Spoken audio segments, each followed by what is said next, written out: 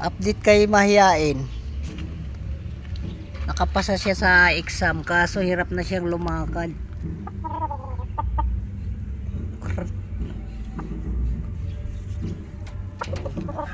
Hirap na siya makalakad.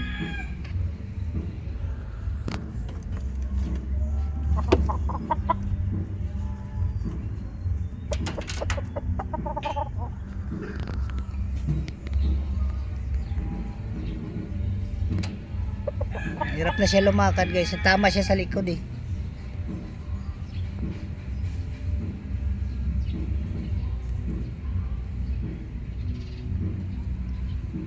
Yan, kawawa na siya, mahihain. Hirap na siyang lumakad.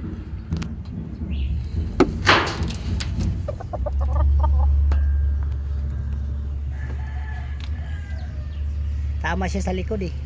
Kawawa siya.